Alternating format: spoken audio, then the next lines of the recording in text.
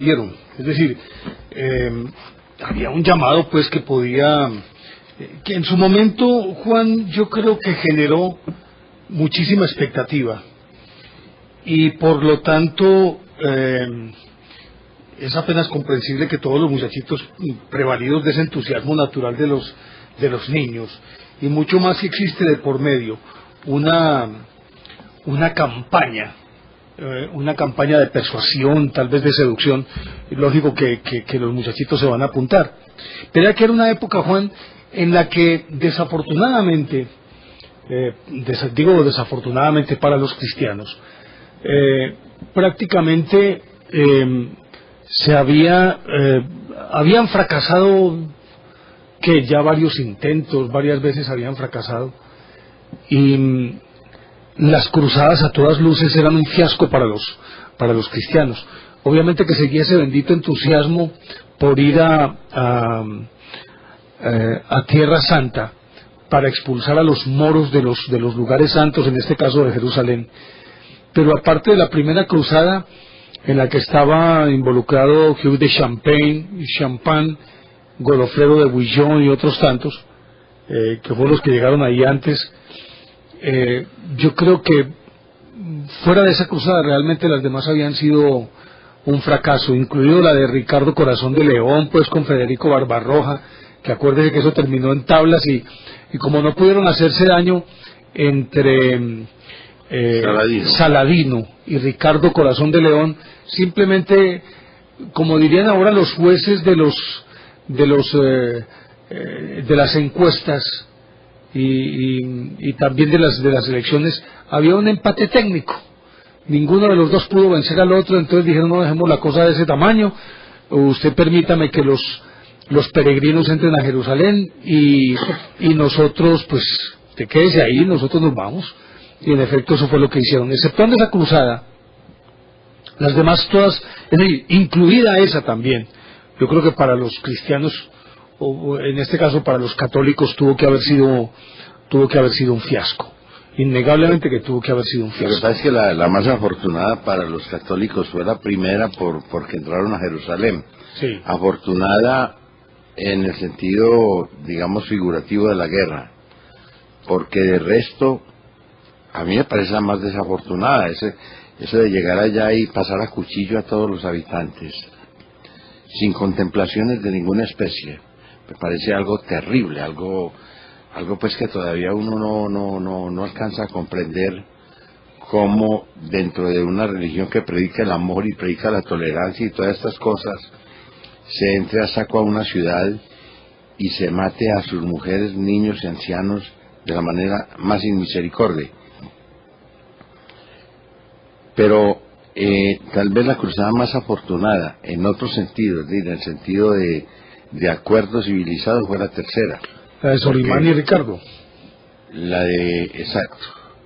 La de Ricardo Corazón de León y Saladino, porque es que ellos... perdón, Saladino. Ellos se encontraron en una situación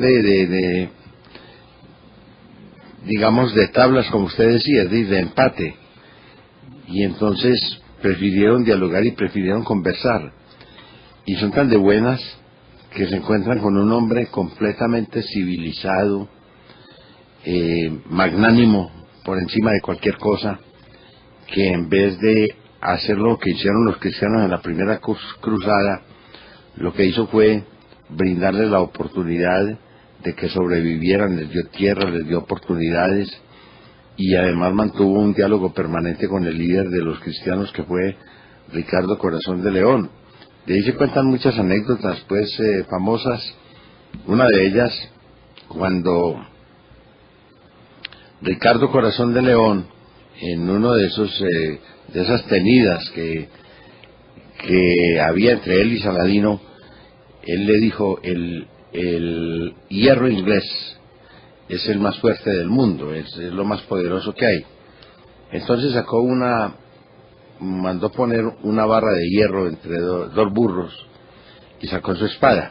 Esas espadas de los ingleses, de los ejércitos cruzados, eran unos animales, eso era muy grande. Había que cogerlas a dos manos. Con las dos manos había que tomar la empuñadura, no se podía hacer de otra manera. Perdón, le hago una interrupción ahí. Se cuenta que la espada pues la famosa Excalibur, la de Arturo, se cuenta que pesaba 40 kilos. Eso ya nos puede indicar cómo sería. O cómo sería la de Carlomagno, pues, ¿no? Imagínese usted con el tamaño de Carlomagno. O la tizona y la colada. Y la colada del Cid. Del Cid. Pues se necesita mucha fortaleza para blandir una espada de esas. Él tomó su espada y le pegó un golpe a esa barra de hierro y la partió. Saladino con toda tranquilidad le dijo: hombre, veo que sí, que ese es un hierro muy fuerte, que eso golpea muy bien y que tiene mucha contundencia, pero yo quiero saber si usted es capaz de hacer con su espada lo mismo que yo hago con la mía. Y cogió un velo y lo lanzó al aire. El velo empezó a bajar suavemente, sacó la espada y lo partió. O sea, esa espada tenía un filo, pues, de esos que hoy llaman electrónicos, ¿no? Estaba como una barbera. ¿Por qué? Porque los árabes de esa época tenían mayor tecnología que los europeos, y por eso en el arte de la guerra pues les ganaban con tecnología y les ganaban con otros adelantos que los europeos no tenían. Pues esa primera cruzada de la que usted estaba aludiendo, a la que yo me refería, cuando llegó Hugh de Champagne y Godofredo de Bouillon, que fueron como los que capitanearon eso, pero de ahí en adelante todas fueron fracasos, incluida esa de la que ustedes se están refiriendo, de Ricardo Corazón de León y de Saladino.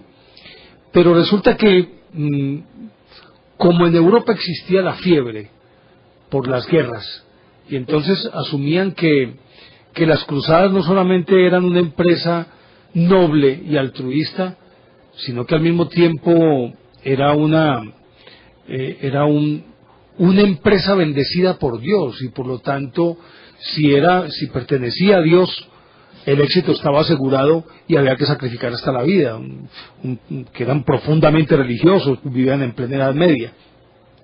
Pero en vista de que fracasaban permanentemente y que sin embargo se seguían reclamando estas cruzadas para tratar de revertir la situación en los lugares santos y recuperarlos para la cristiandad, entonces después de mucho meditarlo, después de muchas cosas por el estilo, de sesudos estudios pues que se dieron alrededor de esto, llegaron a la conclusión de que las cruzadas eran un fracaso. ¿Sabe por qué, Juan?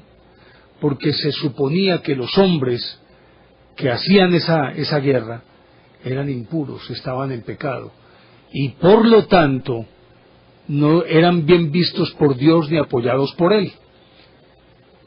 Y en una de esas aprovechó la coyuntura evidentemente pues un fanático, que era además un eremita, pues ¿cómo es que se dice? Sí, un místico de esos, un anacoreta, sí, un ermitaño. Y fue el que vino con ese cuento de que las cruzadas no se podían ganar simplemente porque quienes estaban involucrados en la cruzada se encontraban en pecado, y por lo tanto Dios pues no los iba a respaldar. Pues resulta que en 1212, después de que ese ermitaño pregonó la causa de todas las derrotas de los cruzados,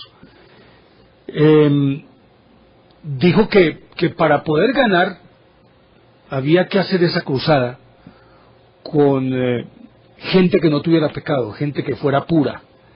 Inmediatamente se pensó en los niños, pues por razones obvias, lo lógico era que pensaran que los niños eran los únicos que podían hacer la guerra con la absoluta certeza de que Dios los iba a respaldar y a bendecir, pues porque al final de cuentas eran inocentes.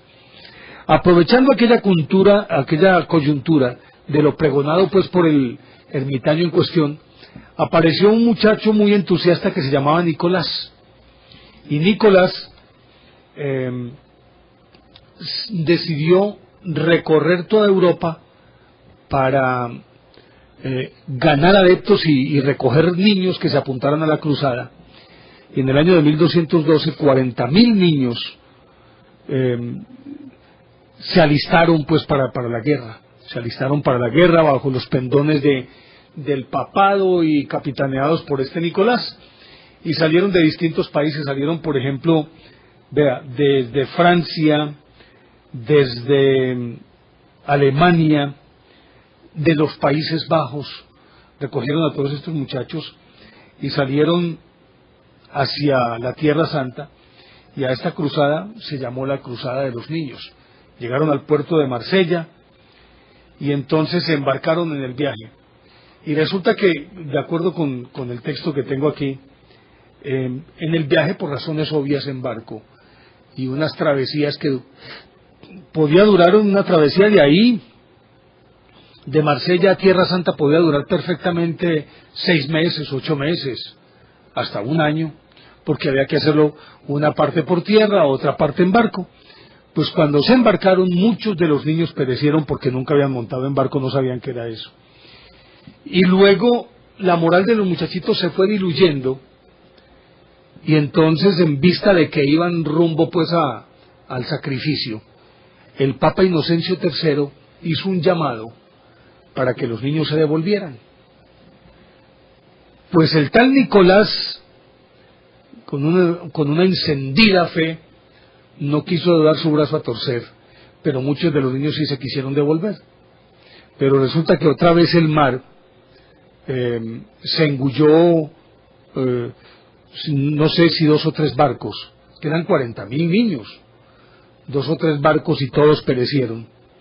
Y parece que una tempestad arrojó también a un grueso número de muchachos a las costas africanas, y los niños en cuestión terminaron siendo esclavos en África. Y de acuerdo con las estadísticas, estos muchachitos terminaron en Alejandría y en el resto de África, y resulta que después muchos de ellos, pues la mayor parte de ellos vendidos como esclavos, pero solamente de los 40.000 niños se dice que lograron volver a Europa, retornar a Europa, no más de 5.000 niños. Y hasta ahí llegó pues esa hambre de cruzada y esa idea inflamada pues de que había que defender el nombre de Dios y la cruz, e ir a recuperar los santos lugares. Pero le estaba contando esta historia, Juan, por el hecho de que hasta qué punto una fe, diríamos, lo que más que sólida, aferrada a la credulidad, puede generar muchísimo daño en cualquier persona, y mucho más si esas personas son lábiles, como es el caso de niños que apenas están en un proceso de formación de su personalidad.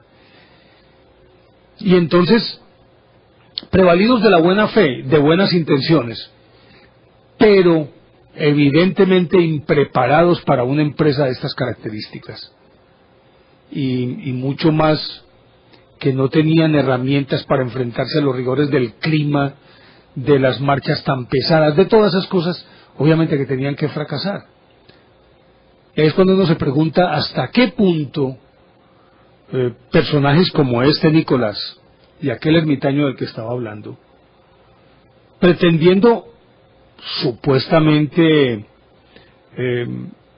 emprender un proyecto benéfico aparentemente para todos, termina siendo un enorme daño.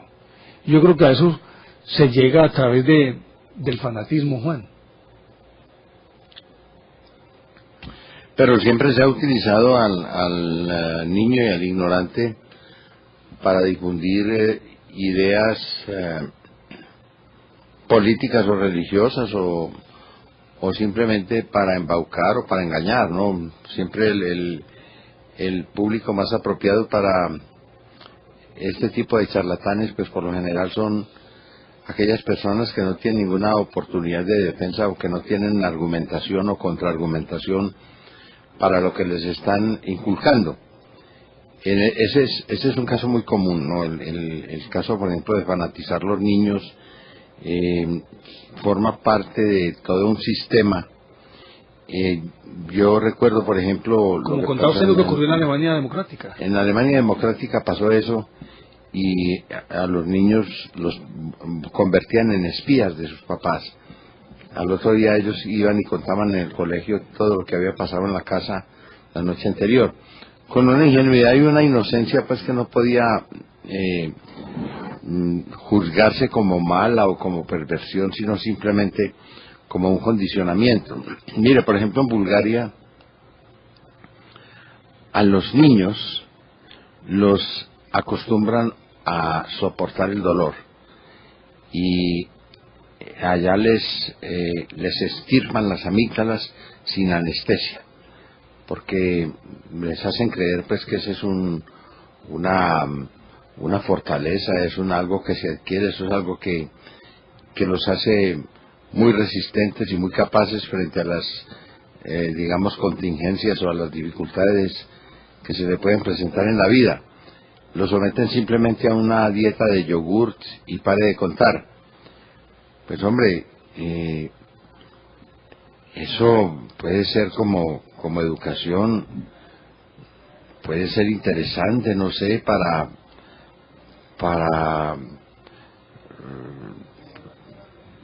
si se tratara, por ejemplo, un caso de guerra, ¿no? Y estuvieran preparando a una persona especial que tenga esa capacidad de aguante por si la capturan o si la van a torturar, pues que cojan a un espía y lo formen. Acuérdese de esa escuela de supervivencia que había en los Estados Unidos, en la famosa escuela de lanceros, los famosos boinas verdes que mandaban para Vietnam, en donde los metían a unas pruebas realmente inhumanas, ¿no? Y de una violencia y una, digamos, barbarie insospechada.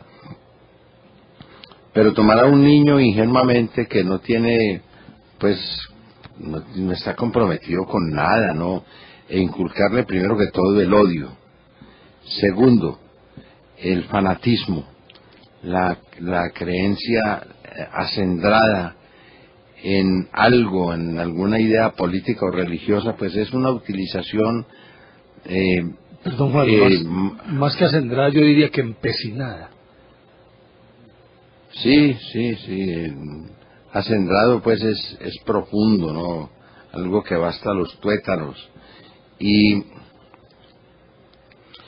que los fanatizan sin haber necesidad, ¿no? Muchas veces esos mismos fanáticos se van en contra de sus amos, se van en contra de aquellos que los engañaron, como ha ocurrido muchas veces, ¿no? Ha ocurrido en muchas ocasiones que todos aquellos que fueron sometidos a una clase de lavado cerebral, en donde les vendieron una idea que no era la adecuada, que no se compaginaba con su forma de vida, con su cultura, con sus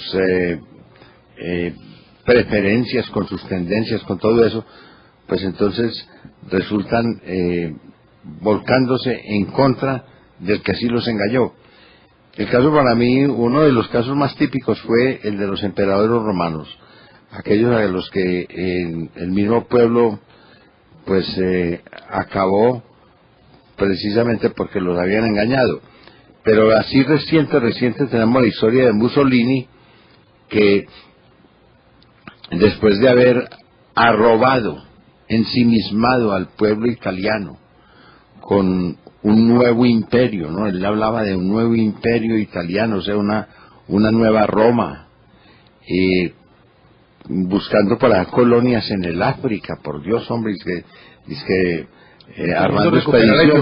armando expediciones para irse para el África a tomarse esos territorios como Libia, por ejemplo, como Sudán, como Etiopía, y haciéndole creer al pueblo que él era un enviado, que él era el que los podía gobernar y los podía llevar a ese grado de grandeza que habían tenido los romanos. Pues resultó que no, resultó que la cosa no era así, y cuando los partisanos lo ejecutaron disfrazado de soldado, yendo para Suiza, en una, digamos, en una retirada que fue vergonzosa, ¿no? Para todas las tropas alemanas que ocupaban a Italia y a los mismos italianos, pues, a pesar de los ruegos de Mussolini, porque no le fueran a disparar al rostro, que no le fueran a dañar la cara, sin embargo, cuando entregaron ese cadáver a la multitud, la reacción fue tan violenta que a ellos los arrastraron por las calles, los desfiguraron, los colgaron allá del consistorio, de la casa consistorial de Milán. No, Juan, ahí no los colgaron del consistorio, los colgaron de los pies. De los pies de arriba, sí, de los talones, ¿no? De los talones. Con esa foto famosa que hay de Clara Petacci pendiendo cabeza abajo, no, y sobre con todo, la falda arriba de la cintura. Cuando se le voltea la falda, pues, ¿no? Cuando se le cae la falda. Y donde cada uno de los que estaban ahí, o que pasaban por ahí, le hacía un oprobio a esos cadáveres, o le hacía una cortada, o le pegaba un golpe, o lo escupía, porque eso fue lo que ellos mismos generaron, ¿no? Eso fue exactamente lo que ellos le enseñaron a ese pueblo, la idea que ellos les vendieron de odio y fanatismo. Pues ese mismo odio y ese fanatismo se volvió en contra de ellos, y eso fue terrible. Pues eso fue impresionante lo que hicieron con ellos. Hombre, y acuérdese usted de lo que pasó con las juventudes judías, con el movimiento de las juventudes judías, que también se convirtieron en espías de... ¿Juventudes judías o hitlerianas? Juventudes hitlerianas. Jod. Sí, Hitlerjugend. Exactamente, el movimiento nazi, que también eran pequeños espías, que espiaban para el aparato, pues, tiránico del movimiento nazi. No, eran terroristas. También, sí. También. Absolutamente fanatizados. Y ese es, yo creo que el más grave de todos los problemas. Como recordará usted que contábamos hace relativamente poco, cuando hablábamos aquí de Hassan Ben Sabah, el famoso viejo de la montaña, y su secta, que nacieron, de las que nació pues el famoso término de asesinos, que no era otra cosa sino los consumidores de hachís, porque les daba hachís en todas las formas, en infusión, en sopa, en postre, con el arroz, adobando la carne, inyectado, insuflado, como en todas las formas habidas y por haber. Y manteniendo los drogados pudo garantizar la fidelidad y exacerbar también esa devoción fanática por él, como ya contábamos pues con la drogada a la que los sometía para llevarlos a un valle, y allí les hacía creer que estaban en el jardín de las Uríes, y después los volvían a dormir y los traían a la realidad, pero ellos, pensando en ese sueño, eran los más fanáticos de todos los fanáticos que han existido, casi que de Siberia. Él logró encaramarse en los puestos más altos en el puesto más alto pues de la sociedad rusa, de la sociedad zarista, hasta tener en su puño, algunos dicen que como amante de la zarina Alejandra, otros dicen simplemente que la tenía prácticamente hipnotizada. Pero se cuenta que cuando él todavía era un mujik, pero ya con carácter de fraile, es decir, mujik es campesino, ¿no? Campesino en ruso, ¿cierto, Juan? Mujik. Mujik, es mujik. Sí, sí. Ya sí, tenía sí. Una especie de siervo, no tanto campesino y no siervo. Un siervo. Bueno. Sí, de acuerdo con ese feudalismo ruso, pues, que tenían implantados los zares. Exactamente. Pues resulta que él ya para entonces tenía una horda de seguidores que daban su vida por él. Lo que pasa es que él pregonaba un tipo de religión que era, yo creo que, pues hombre, por lo menos muy atractivo, muy seductor, y ganaba adeptos a donde quiera que llegaba.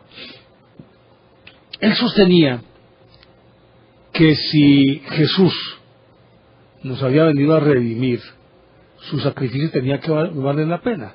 Y que si el pecado había entrado por la carne, o sea, en este caso, pues el pecado original, Juan,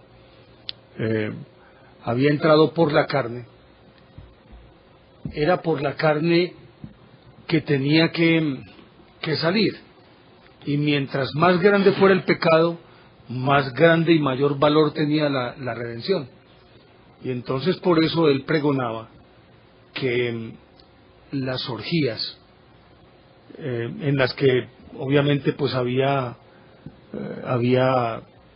demasiado sexo y todas esas cosas, y todos los excesos habidos y por haber pues en esas orgías en el bosque, se acostaban todos con todas, eso era pues lo que usted quisiera.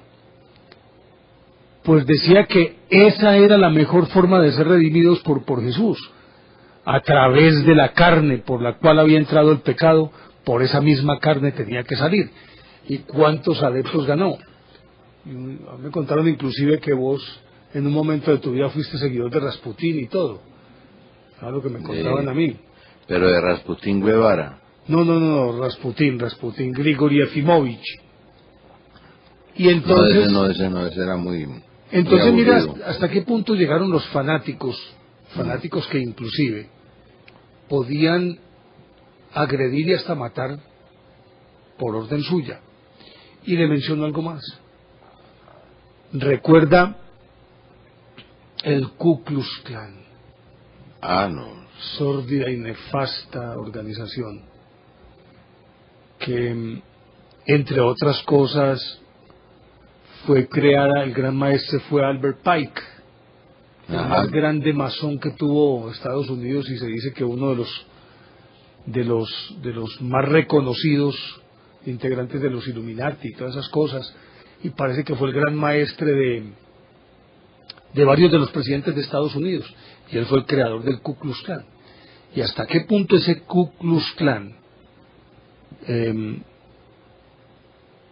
devastó a Estados Unidos, por lo menos acabó con una enorme población negra.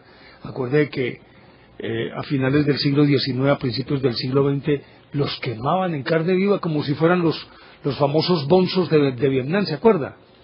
Los monjes bonzos, pues monje y bonzo es lo mismo, los bonzos de Vietnam. Imagínese usted lo que pudo haber hecho, lo que hizo ese Ku Klux Klan. Los colgaban de los postes de teléfono, amanecían, pero eran filas impresionantes, ¿no?, de negros colgados, porque el linchamiento de un negro no se consideraba delito en los estados del sur de los Estados Unidos. Algo pues que a uno lo deja pues ensimismado. Es decir, ¿cómo es posible que estos inmigrantes europeos, que supuestamente traían la moral, traían la iglesia, traían tantas cosas, traían el respeto por los derechos humanos,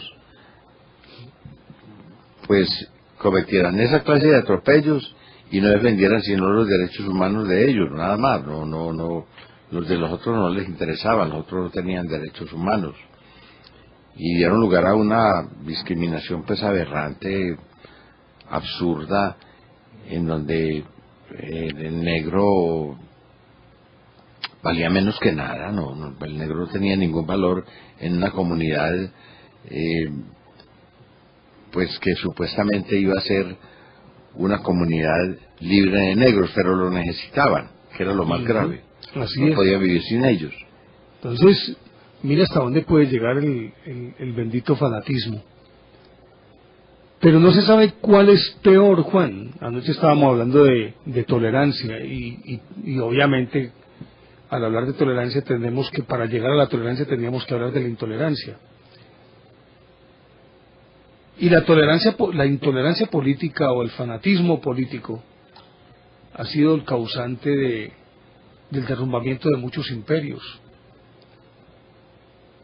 y de mucho daño que se le ha hecho a la humanidad. Pero yo creo que el más nocivo de todos es el fanatismo religioso. Anoche mencionábamos el caso de la República Islámica de Irán, cuando el Ayatollah Khomeini condena a muerte a Salman Rushdie, por su libro Los versos satánicos, y ofrece $5 millones de recompensa para quien lo case. Afortunadamente, o no hubo mucho interés, o el mundo occidental se opuso, o el otro se escondió muy bien, pero lo cierto es que logró sobrevivir, todavía está vivo, y hace relativamente poco tiempo estuvo en Colombia. Y así como ese, se han dado unos movimientos que yo creo que son terribles, y mucho más allá, Juan, cuando son movimientos tan fanáticos, en los que la vida del individuo vale nada frente, supuestamente, a los ideales del líder, y se entregan mansamente. Antes de mencionar el caso que quiero contarle, o que quiero refrescarle, que usted lo conoce suficientemente, hace que 10 años, un poco más de 10 años, que tuvimos el famoso caso de David Koresh en Waco, Texas, ¿se acuerda? Sí, eso fue por ahí en el 90 y pico, ¿no? Bueno.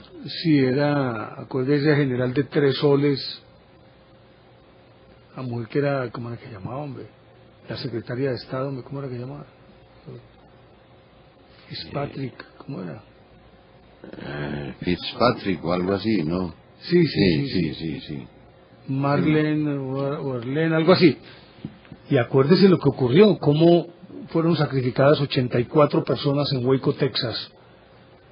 Todas porque su líder David Koresh decía que Dios venía por ellos y que los estaba esperando. Y resulta que Dios apareció ahí, fue en forma de agentes de la CIA y del FBI, tenga, y acabaron hasta con el miedo a la perra. Triste ese final. Pero yo creo que sí, tenemos que hablar de un suceso realmente escabroso, y que quizás es el sumum de este tipo de eventos. Fue el que ocurrió en un día como hoy, el 18 de noviembre de 1979. ¿Se acuerda a qué me estoy refiriendo, cierto? Sí. El suicidio colectivo de Johnstown, en la Guyana o Guayana. No sé, de todas maneras, dependiendo del idioma que lo vaya a pronunciar, ¿no? Pero en inglés se dice en Guayana, ¿no? Sí. Sí. Y que eran los seguidores del famoso Jim Jones. Ajá. ¿Se acuerda de esa historia? Claro. Pues resulta que Jim Jones era un predicador que tenía un relativo éxito en los Estados Unidos. Y creo que él había comenzado a construir su congregación por ahí en los años 70 y pico. 60, yo creo que de mediados de los 60 estaba él construyendo su congregación. E iba captando la atención de, no digámoslo, Juan, de gente pobre, porque entre otras cosas, pues, él siempre reclamaba la plática para ayudar a construir la congregación. Entonces, al hablar de pobres, yo no hablo tanto de la parte económica, sino pobres en espíritu. Gente que estaba angustiada, gente que no se acomodaba en ninguna congregación, que buscaba una redención, y encontró en Jim Jones ese Mesías, porque además él vendió muy bien la idea de que era un Mesías, Juan. Bueno, este tipo de personajes aparecen por las épocas, y Estados Unidos, digamos que es el sitio ideal para donde aparezcan toda esta cantidad de locos y de fanáticos que nos recuerdan mucho, pues, la historia bíblica de Simón el Mago, que quería sobornar a los apóstoles para que le enseñaran la manera de hacer milagros, ¿no? Para que le enseñaran los secretos. Lógicamente con un interés claro, y es el de embaucar a las multitudes, ¿no? Engañar a una gran cantidad de gente. en Estados Unidos se han presentado ese tipo de movimientos, como le digo, periódicamente, y aparecen todo tipo de charlatanes. Yo recuerdo, por ejemplo, por allá en 1920, que apareció un vendedor de específicos que se hacía llamar a sí mismo el doctor, ¿cómo se llamaría? ¿Cómo le diría yo a usted, hombre? El doctor Nado. No, este tenía otro nombre más sugestivo. Algo así como el doctor Testículos. O una vaina por ahí, por ese lado. En todo caso, él, ¿qué era lo que explotaba él? Lo mismo que hoy se está explotando, pero con mayor tecnología, ¿no?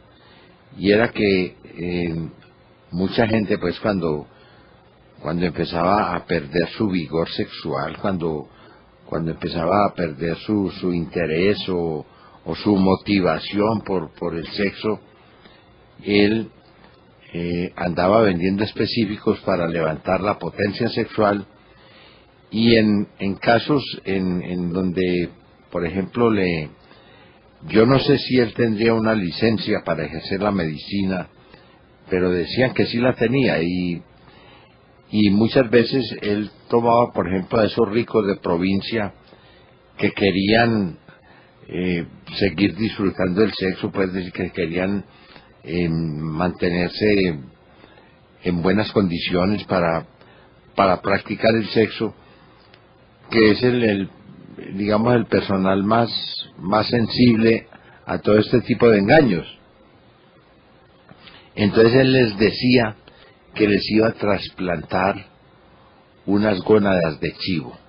Siempre se iba pues por lo grande, ¿no? Él pensaba siempre en los animales potentes, ¿no? En los animales que se mantienen en esa función. Y entonces les decía, no, tranquilo, si usted está decaído, si usted ya no funciona, si usted ya no levanta, pues entonces camine, yo lo arreglo, yo lo organizo, y les prometía que les iba a trasplantar unas huevas de chivo, pues, para hablar claramente, ¿no? Ni más ni menos. Pues hombre, la gente se le emocionaba y seguramente les hacía incisiones y quién sabe qué más, y les hacía creer. Les hacía creer que tenían unas cosas de chivo, ¿no? Pues hombre, esa gente chicaneando ahí, ¿no? Con que tenía unas... del macho cabrío. Tenía bolas de macho cabrío, sí. Eso es como el tipo que tenía... Hay anomalías de esas en donde un tipo aparece con tres testículos. Eso es un hecho natural, pero no es muy se llama eso triptorquidia. Triptorquidia. Y entonces este tipo se sentía muy orgulloso de tener tres. Y una vez iba en un avión, y él todo fiero, pues haciendo alarde o pues, queriendo hacer alarde de su triptorquidia, le dice un señor que estaba al lado de él ahí en la banca del avión, le dice: oiga, señor, ¿cómo le parece que entre usted y yo tenemos 5? Ya me volvió a mí la aritmética. Entre usted y yo tenemos 5. Entonces el señor se volteó y le dijo: hombre, no me digas que usted no tiene sino una.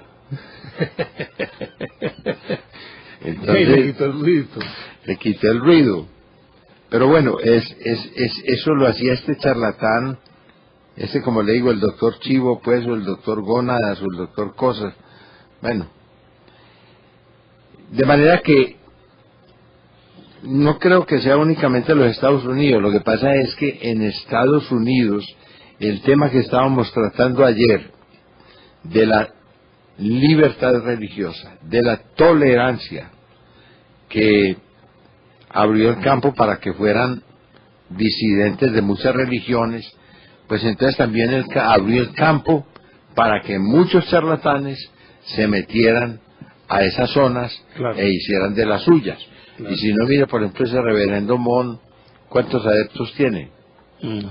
Ese reverendo Mon tiene que pasar muy bueno. Yo no sé Pues como...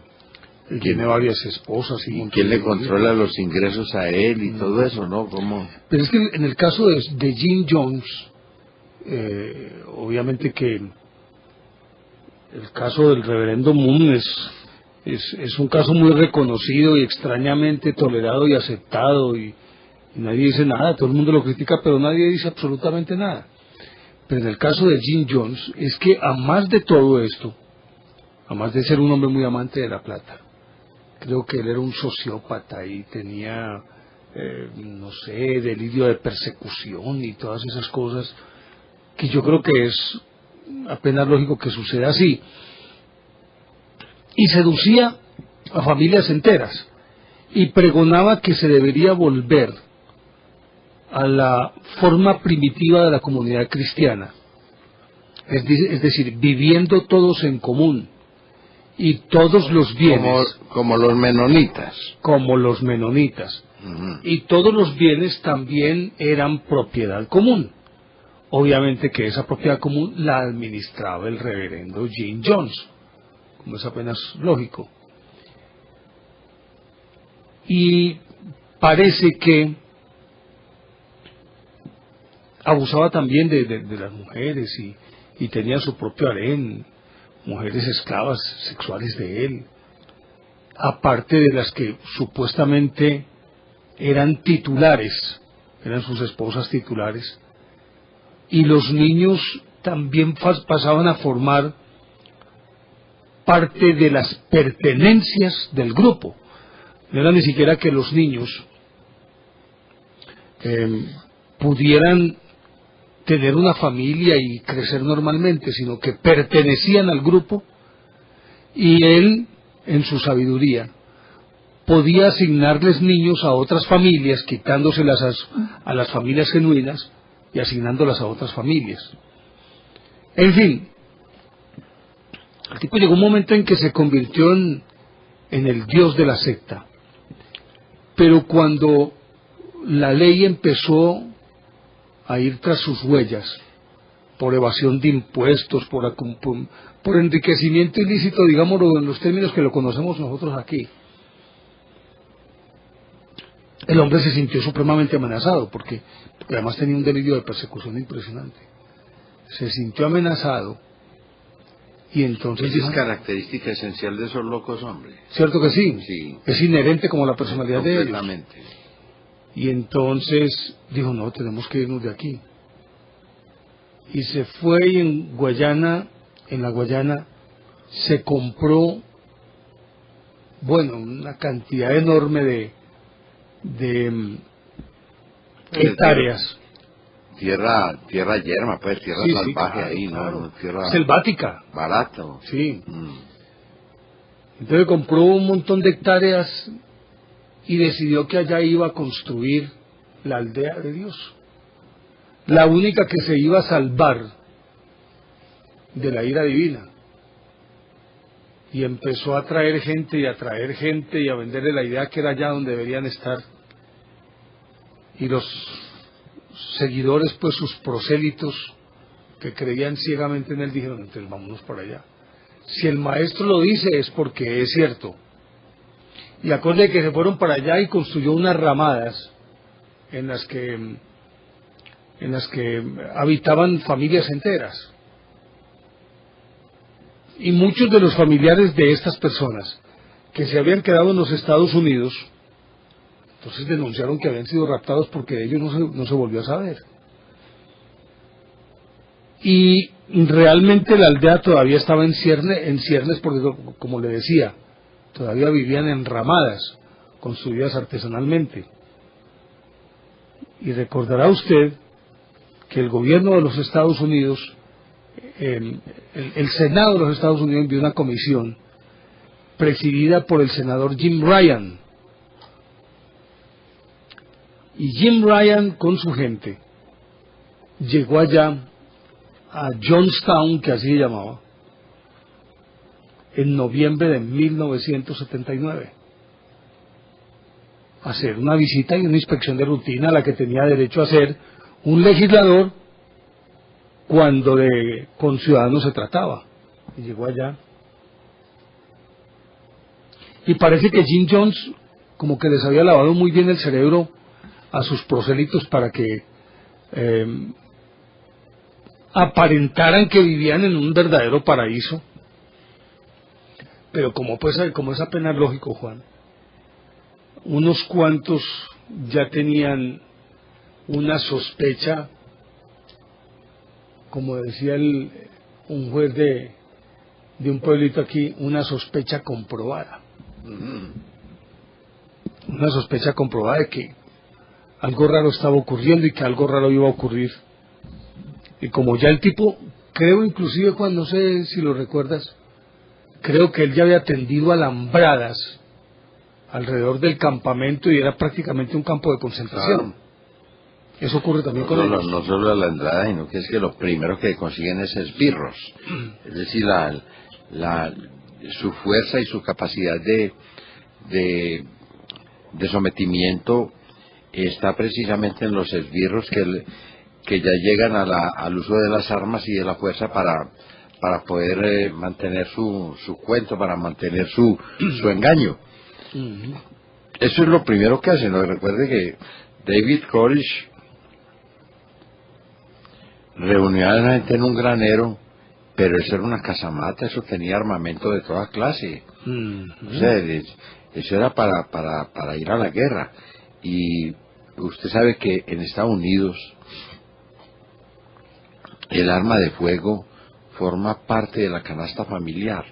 O sea, usted allá, pues hay lugares, creo que por ahí en Minnesota, ¿no? En ciudades en donde usted puede ir a mercar a almacenes de armas y llevar un carrito de esos y ir metiendo ahí, mete una metralleta Ingram, meta una Uzi, meta un fusil de asalto AK-47, meta lo que quiera, ¿no? Recuerde que existe la Asociación Nacional del Rifle, que lo presidió Charlton Heston y también el Duke, John Wayne. No sé si John también Wayne formaba parte de ese cuento. Pero sí, pero indudablemente que son adoradores de armas. Lógicamente que la conquista del oeste y todo eso, pues que ellos lograron, no se hizo sino a través de las armas y a través de la confrontación personal entre pues los involucrados en algún pleito o en alguna vaina, porque la justicia no podía operar desde una ciudad tan lejana como Washington, por ejemplo, llegar hasta allá. Eso era muy difícil. Entonces, la ley del monte, ¿no? La ley del revólver, eso era lo que imperaba allá. Eso no había forma. En un momento dado, la ley de William Lynch, que nace la palabra linchamiento, que nadie lo nombró, sino que se erigió en juez de paz, en un condado donde no había nadie que mandara. Y entonces él hacía el propio juicio y condenaba y ahorcaba. No, y muchas veces en muchos pueblos usted vio que al alguacil, pues al sheriff, que es un título inglés, ¿no? Así como el de la época de Robin Hood, pues el sheriff simplemente era un tipo nombrado a dedo. Alguien le decía, vea, pues venga usted que es tan buen pistolero e imponga el orden en este pueblo. Ese era lo normal, eso era lo que se hacía por tradición. Pues hombre, estos tipos defendían sus posiciones, indudablemente que las defendían con las armas. Ahí es donde uno empieza a oler el tocino, ahí es donde se huele la rata. Cuando uno dice, hombre, pero este tipo que está tratando de convencer a mucha gente, digamos, de una teoría o de una idea, de una ideología que es sana y que es buena, ¿por qué utiliza armas? ¿Por qué la tiene que respaldar con la fuerza de las armas? Eso pues me parece a mí que es apenas lógico, y seguramente que los que cayeron en esa trampa, sobre todo los que se fueron para Guyana, cuando ya estaban allá, se dieron cuenta del triste engaño, y era que se los habían llevado para un campo de concentración, ni más ni menos, y que allá había guardias armados, y que el que intentara salir de ese encierro, pues lo mataban. Lo mismo que pasó en Europa Oriental o en Alemania Oriental, por ejemplo, con el famoso muro, lo que está pasando ahora en muchas partes, ¿no? En donde se levantan barreras para dominar a la gente, para someterla. Eso era lo que hacía lo que hacían este par de tipos, pues que no creo que sean los únicos que ha habido en la historia de los Estados Unidos, pero que precisamente por lo reciente y por el recuerdo ingrato que tenemos nosotros de esas masacres, pues todavía nos pesan mucho en el recuerdo. El caso de David Koresh y después el caso de Jim Jones, los dos fanáticos locos, indudablemente, paranoicos, psicópatas, y además con todos los atributos, digámoslo así, para destruir, para dañar, para perjudicar. Es que recuerde que esos tipos, por ejemplo, bueno, yo no sé de David Koresh, pero me imagino que actuaba de la misma manera, pero a Jim Jones había que tenerle las muchachitas bonitas de las familias, que tenerse las listas para que le sirvieran a él de solaz. Se acuerda que David Koresh pregonaba su movimiento llamado el Davidiano. Él decía que era descendiente directo de David. El movimiento davidiano, así se llamaba. Eso fue en 1982, 83, o no, 92, 93 más bien. 92, 93, porque... A ver, eso empezó por ahí por el 90. Sí. El 90, y pues eso se disparó cuando ellos, perseguidos por los Estados Unidos, por la justicia de los Estados Unidos, precisamente porque ya estaban metiéndose con la ley federal, entonces los mandaron capturar. Porque es que aquí hay un problema, mire lo que pasa con la tan mentada libertad de cultos. Los mormones de Salt Lake, Utah, que en Estados Unidos pues pregonan un tipo de salvación especial, yo no sé cómo es eso. En todo caso ellos tienen cambiado el Padre Nuestro y tienen algunas fórmulas ahí como para parecer diferentes. Son mormones, ¿no? Son mormones, sí. Una vertiente de los mormones. Son mormones. Son mormones de los originales. Me imagino que cuando llegaron allá a ese pueblo, porque eso sí es inhóspito, ¿no? Pues necesitaban mucha fuerza de trabajo. Y cuando hay mucha fuerza de trabajo, se permite la poligamia. Cuando hay carencia de fuerza de trabajo, se permite la poligamia, es decir, que la gente se case con varias mujeres. Eso pues, cuidado, no le voy a señalar el sitio porque es capaz de arrancar ahora para allá. Pero ellos tenían un tope, ¿no? 4 mujeres. Yo creo que es suficiente, ¿no? Con 4 más o menos se defiende uno, ¿no? No, muy bravos. ¿Manejar 4? Usted manejaba más de 10 hombres, ¿no? Y entonces, me imagino pues que digamos que en esa etapa primitiva, eso podría tener alguna justificación, como lo hacen muchas comunidades primitivas, que la poligamia todavía existe, pues en comunidades primitivas, aquí todavía, por ejemplo, hay comunidades indígenas donde un tipo se puede casar con 2 hermanas,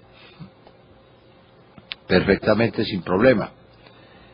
Y en esa etapa primitiva me imagino que por la necesidad de mano de obra, pues se necesitaba que nacieran hijos y que toda esta cosa.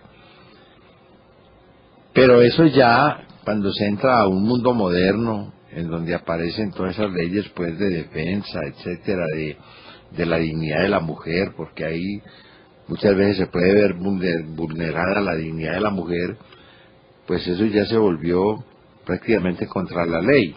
Lo que pasa es que en un estado federal, como ocurre en los Estados Unidos, pues pueden tener ciertas libertades, ¿no? En cuanto cada a estado tiene su propia refiere. constitución. Bueno, pueden permitir eso.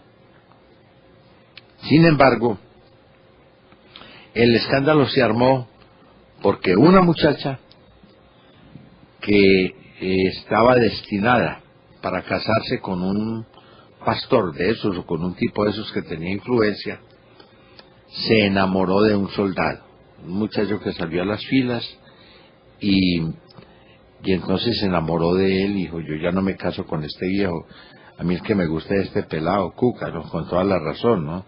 Porque además esos viejos son muy fastidiosos, ¿no? Y entonces cogieron a la muchacha y le infligieron un castigo brutal como escarmiento. O sea, la agarraron y le pegaron una paliza. Le dejaron el cuerpo, hombre, como una sardina. Entonces, la muchacha logró escaparse e ir a un hospital de otro estado.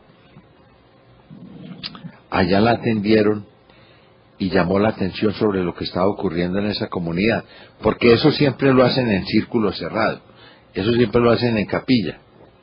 Y fueron a darse cuenta y efectivamente se vivía esa comunidad primitiva en donde podían tener 4 mujeres.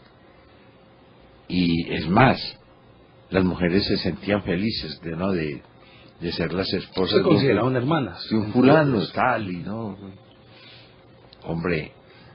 Pero no sé. Es que déjame yo que quiero terminar este cuento de Jim Jones,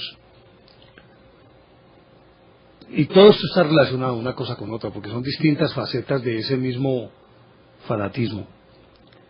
Resulta que cuando Jim Ryan estaba allá, le filtraron algunas papeleticas, unos papelitos diciéndole, sáquenos de aquí, auxilio, por favor, Pero al escondido de los, sí, de los obvio, que estaban armados. Se las filtraron, se las es lo que pasaba entre los mormones, también había gente vigilando ahí, claro. Y que eran, y había los castigadores, pues, los que... Lo cierto es que él se despidió del campamento y se fue para tratar para exponer la situación en Estados Unidos. Pero cuando se iba a subir al avión aparecieron los esbirros y lo mataron a él, a su secretario, a su secretaria y a varias personas de su delegación. Obviamente que eso disparó las alarmas, pero ya Jim Jones, sintiéndose acorralado y perseguido, había preparado a su pueblo diciéndoles que era el momento de pasar a la eternidad porque Dios así lo quería y que la mejor manera de hacerlo era mediante el suicidio. Se los dijo de una manera muy edulcorada, pero dijo no, que había que hacer sacrificios por la felicidad eterna. En todo caso, más de 900 personas murieron ese día. Muchas voluntariamente, otras fueron envenenadas a la fuerza. Las hicieron ingerir también esa fuerza. O otras sin saberlo, ¿no? Por el caso de los niños, por ejemplo, claro. No. Pero mira, quiero terminar es con esto. ¿Hasta qué punto la credulidad puede llevar a extremos como estos? De que una persona que se supone dueña, es decir, que esté en sus cabales, tan mansamente se entregue a un individuo que evidentemente está loco. Es decir, al mirarlo tiene uno que sentir, es que este tipo está loco. ¿Cómo me le va a entregar a un caudillo de estos? Y que se entreguen tan mansamente. Por eso decía yo ahorita que más que pobres económicamente, estas personas eran pobres en espíritu. No tenían una convicción acendrada de quiénes eran y qué eran lo que querían. Y se entregaron mansamente. Pero cuántos a lo largo de la historia de la humanidad, y yo creo que ese es como la materia prima para poder, para que un individuo de estos logre encumbrarse. Tiene que ser parado sobre la credulidad de la gente, sobre esa mansedumbre de la gente. Si no, es imposible que una persona que por lo menos sea capaz de cuestionar lo que está ocurriendo, se deje de esa manera montar con espuelas. Es que lo que uno puede decir aquí es que él se le montó a esa gente con espuelas. Pero ¿hasta qué punto, Juan? Y yo creo que hay otras formas de fanatismo en este momento que están haciendo muchísimo daño y que hacen que la gente se fide con los ojos cerrados de manera ciega detrás de aparentemente un ideal o de un líder o de un equipo de fútbol, hombre, que es lo más triste. Bueno, existe lo que llama la teoría de la alienación. Hay gente que es muy propensa a dejarse enajenar, a dejar enajenar su mente y trasladarla hacia otras cosas. Depositar ahí, por ejemplo, todas sus expectativas, su nivel de aspiraciones, sus metas de la vida, lo que llaman el plan de vida. Proyecto de vida. En ese sentido hay, bueno, cada rato estamos escuchando o leyendo en la prensa fenómenos de este tipo. Recuerde, por ejemplo, los suizos que se fueron para una montaña a esperar que un extraterrestre se los llevara. El templo solar.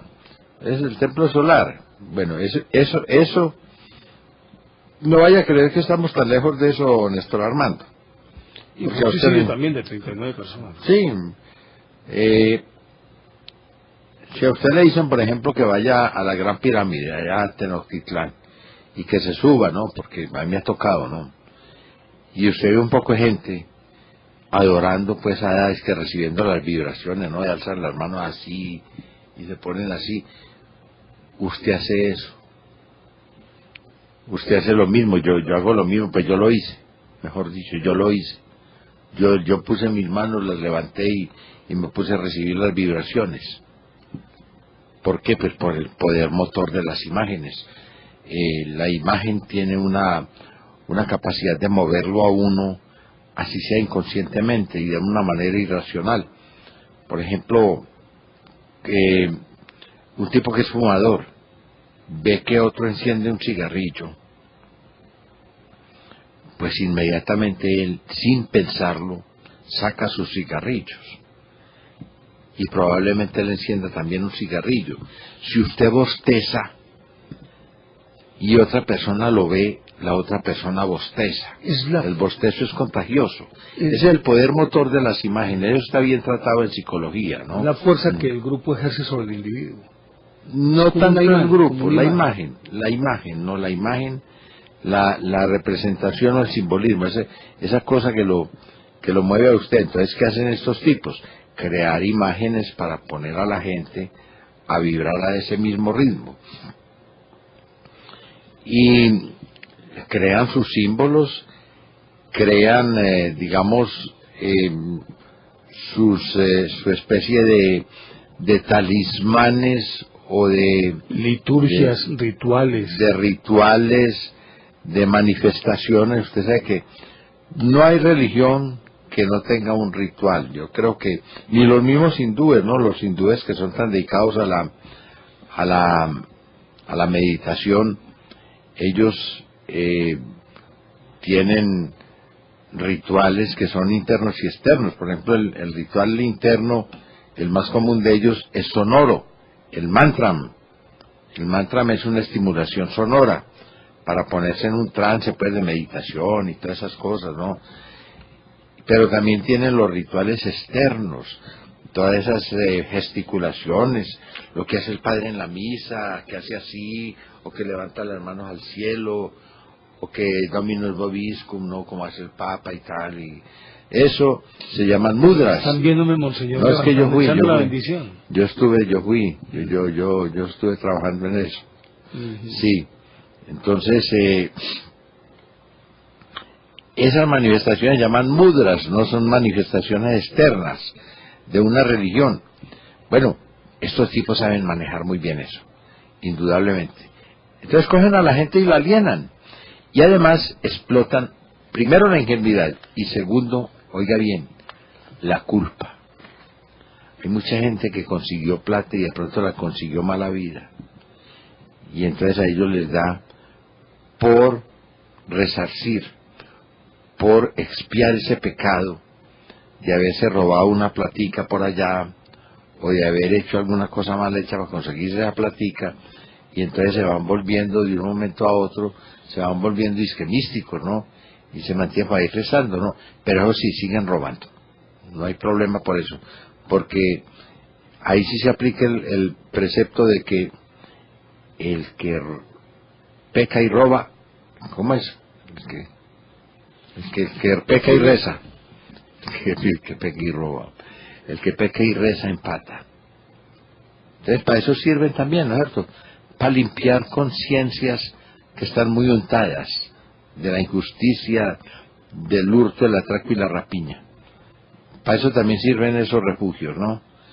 Sin mucha exigencia, sin que le digan, renuncia a tus riquezas y sígame, renuncia a tus riquezas, pero en favor mío, ¿no es cierto? Me endosas todo eso a mí, ¿no? Con mucho gusto. Yo te la recibo. Yo te ayudo a expiar esa pena, esa culpa. Mi Dios te pague. Aliviarte el bolsillo. Un poquito, no ¿Conversamos mucho. con los televidentes, te parece? Sí. Bueno, los televidentes que deseen conversar con nosotros, ya hoy tenemos habilitadas nuestras líneas, no tenemos ningún problema.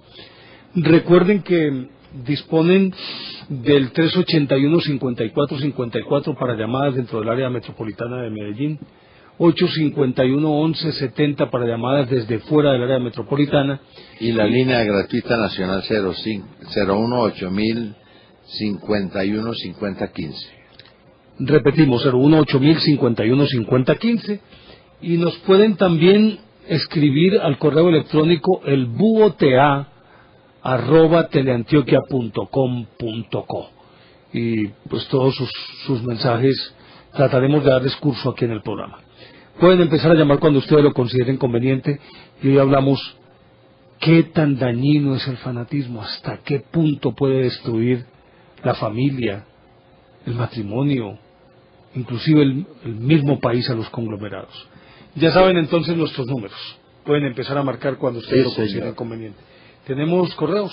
Sí, hay unos correos. A ver, adelante, Doña pues. María Luisa Álvarez en Bogotá, hombre, nos habla sobre el respeto y la tolerancia.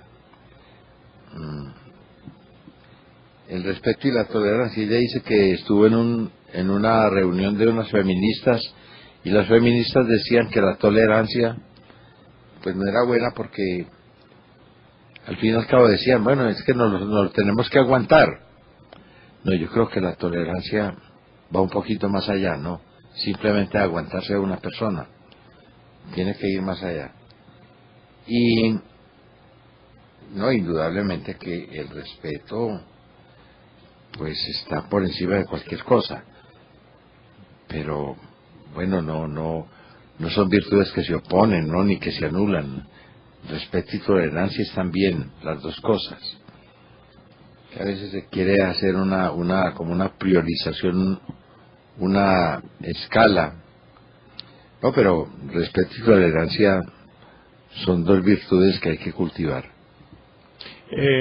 Comenzamos con nuestros televidentes y guardamos más mensajes. ¿Listo? Bueno. Don Jairo Calle nos está llamando. ¿Desde dónde? Del barrio Conquistadores. Bienvenido, don Jairo. Me recuerda a nuestro colega Jairo Calle Coneo de Caracol, una persona maravillosa. Sí. Adelante, don Jairo. Bueno, hombre, los felicito. Estos temas que ustedes han tocado, una lluvia de ideas impresionante que encuentran la solución, por ejemplo, en ciudades como la nuestra o en problemas como Colombia y Venezuela, que hay tanto muerto, donde la injusticia es evidente y donde se evidencia una vez más que ciertas ideas no son las que tienen la última palabra, o que un juez muchas veces, en la mayoría de los casos, cuando hay injusticia, no tienen, por ejemplo, la última palabra, no son dueños de ella, no son dueños de la verdad absoluta. Entonces, todos esos personajes que ustedes han mencionado muestran la esencia de la psicología y la filosofía moderna, en donde no se le puede dar la razón al que no la tiene. Por ejemplo, una demanda civil en simultánea y por las mismas causas en los juzgados de Medellín, que son muy comunes. Eso no se puede permitir. Por ejemplo, impedir que las personas trabajen honestamente, como se está haciendo en la ciudad de Medellín, con un decreto X, haciendo aburrir a todos los que llevan 30 y 40 años trabajando dentro de un sistema normal y con una competencia ilegal.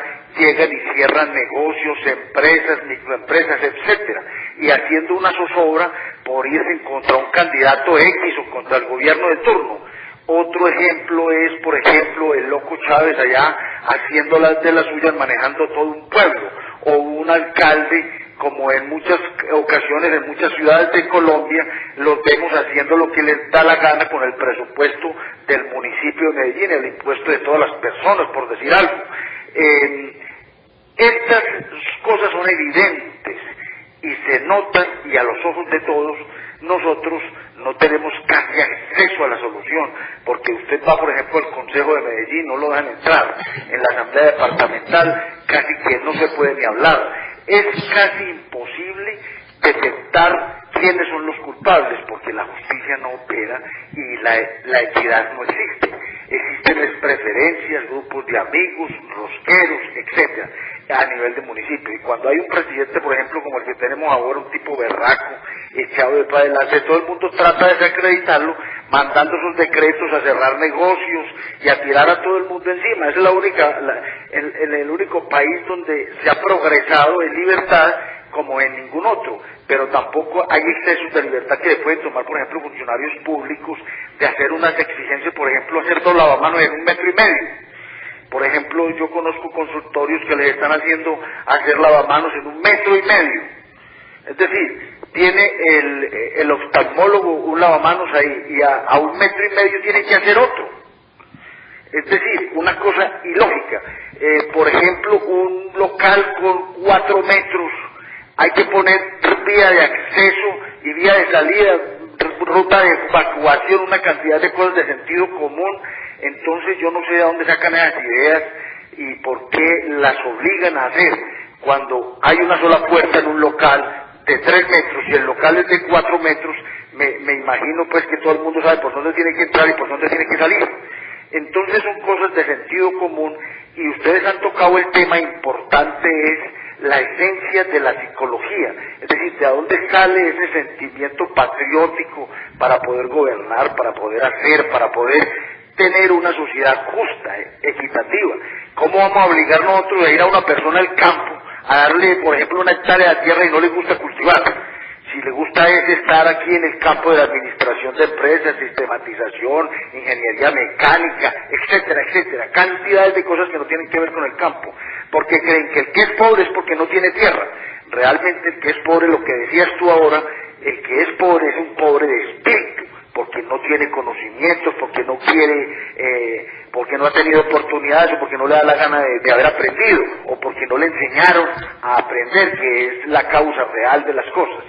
Entonces, hombre, lo felicito porque hoy es muy acertado el programa y se asemeja a los 30 muertos que ponemos nosotros en Medellín diarios desde hace 25 años, para que se entienda que, por ejemplo, la Fiscalía no investiga porque no tienen pasaje para ir a investigar el crimen, no tienen quien los apoye, investigan desde escritorio, lo que la gente les lleva, llaman por teléfono, citan, mandan a un mensajero una cita, pero no sale el fiscal a investigar como es debido. Es decir, después de tomar el proceso hay que seguirlo, investigar como en película, pues, como en las películas modernas, pero no dejar todo en el aire, no dejar todo así, que se quede con esa frialdad y con esa tranquilidad tan enorme, porque cuando ya se tiene un sueldo seguro, ya no vamos a hacer nada y hacemos lo que nos da la gana. Hombre, este programa los felicito porque muy amable, un abrebocas para que todo el mundo se concientice de lo que estamos viviendo nosotros en Colombia. Don Jairo, muchísimas gracias. De locos, que ya sabemos que tenemos 2 o 3 por ahí alrededor de Colombia, que de todas maneras, los pueblos de América Latina, Don Jairo, muchas gracias. Psicológicamente, y no se van a dejar seguir metiendo esos goles. Don Jairo, gracias. Por este programa. Gracias, don Jairo. Nuestros televidentes, por favor, cada uno tiene derecho a 3 minutos. Así que, por favor, para que nosotros no se nos aburran, en 3 minutos cada uno puede exponer su punto de vista. Hoy estamos hablando sobre el daño que hace el fanatismo.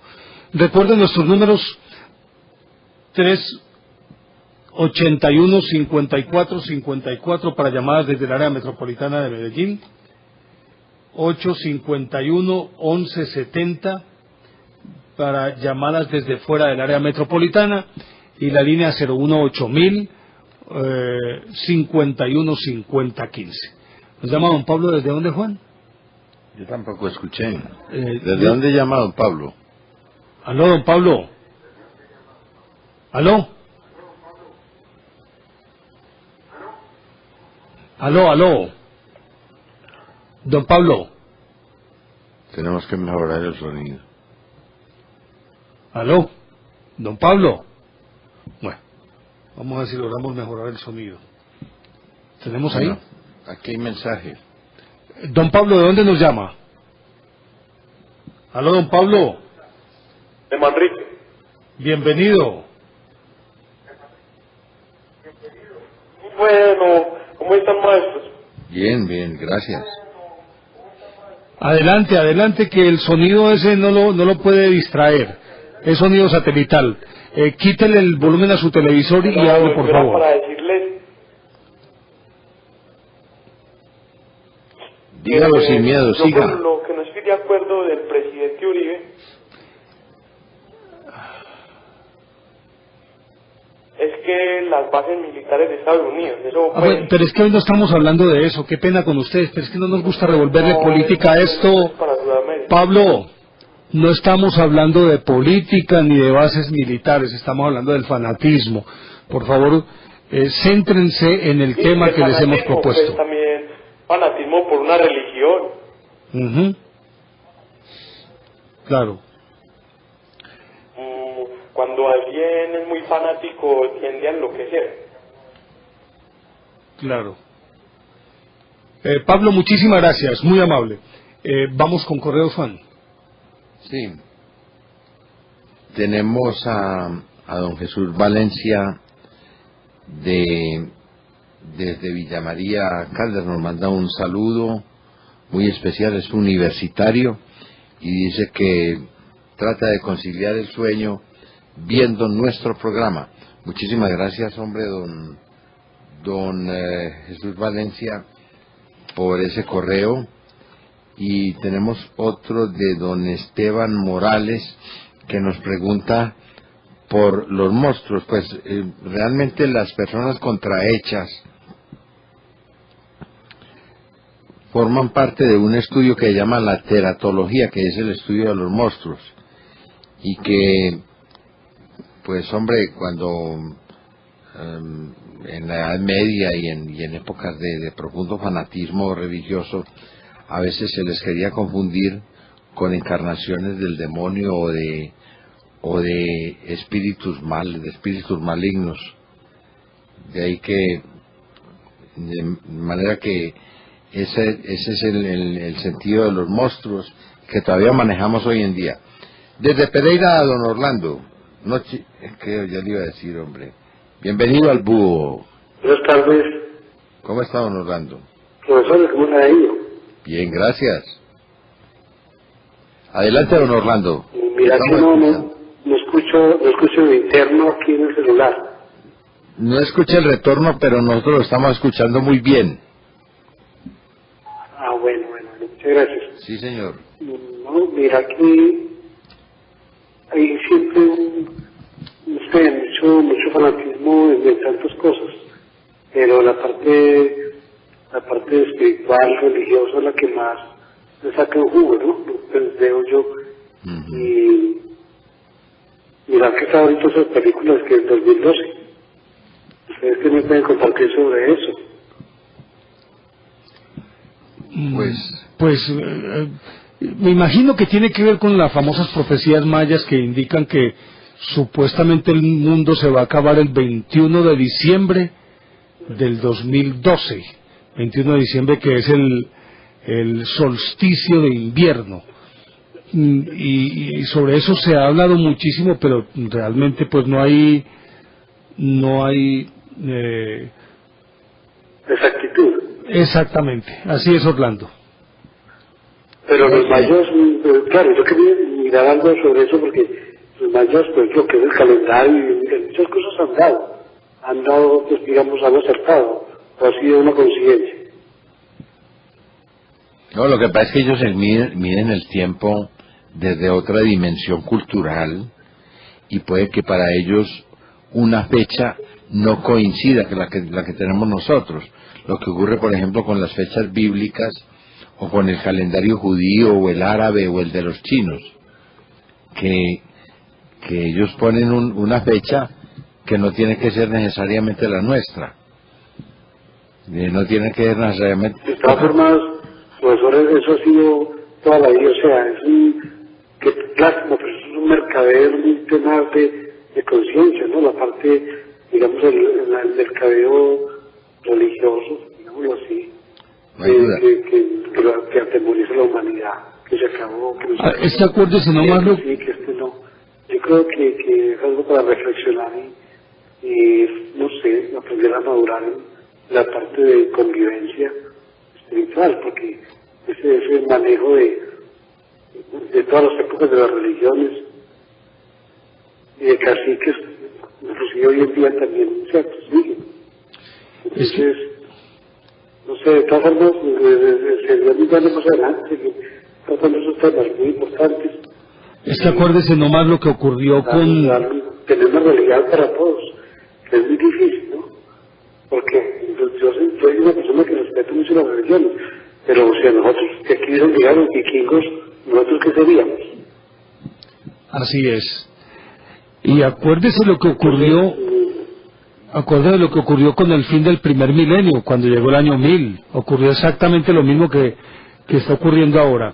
Orlando, muchísimas gracias. No, ustedes, profesores, disculpen la demorita, pero es chévere hablar con ustedes, muy gratificante, y les deseo lo mejor. Muchas gracias. Y además yo ya hice una averiguación, don Orlando, y ya me contaron, pues de buena fuente, que el fin del mundo no va a ser el 2012 debido a la escasez de trompetas. Así que puede estar tranquilo. Bueno, No se preocupe por saludamos a Juliana, que también nos llama desde Pereira. Juliana. Aló, Juliana.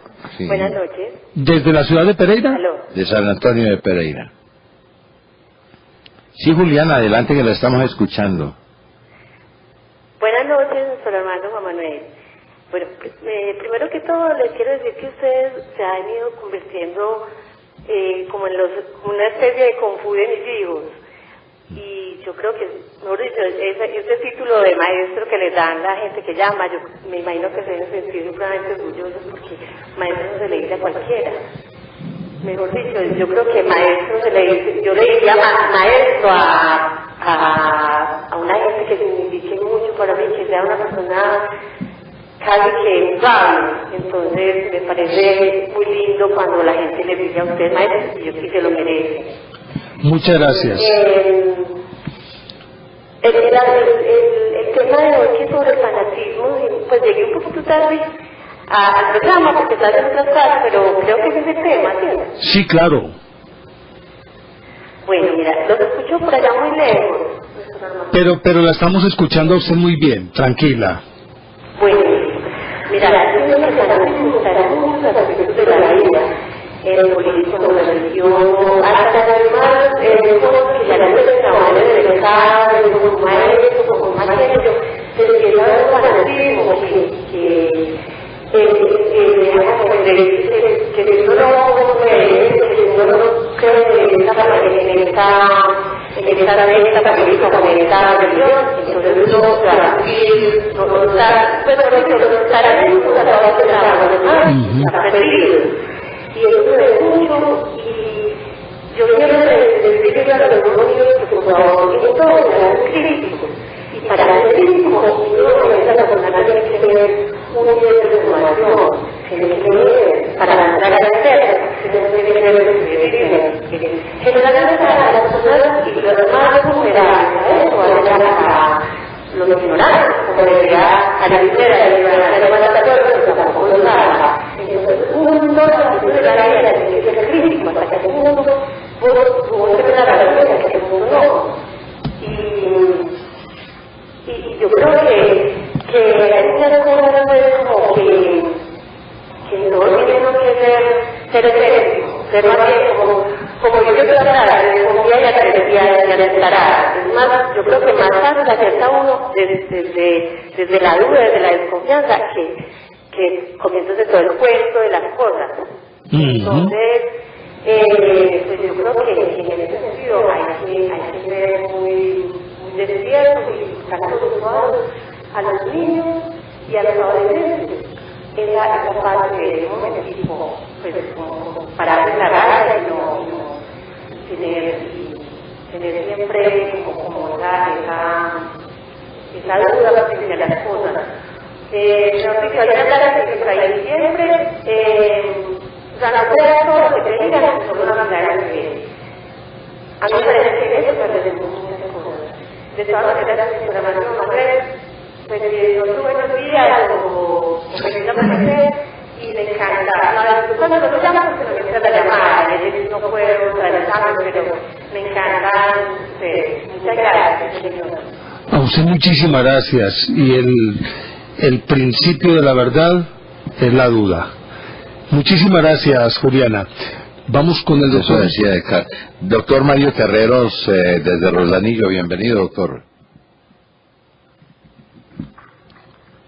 Profesores, Mr. Armando Juan Manuel, muy buenas noches. Buenos días.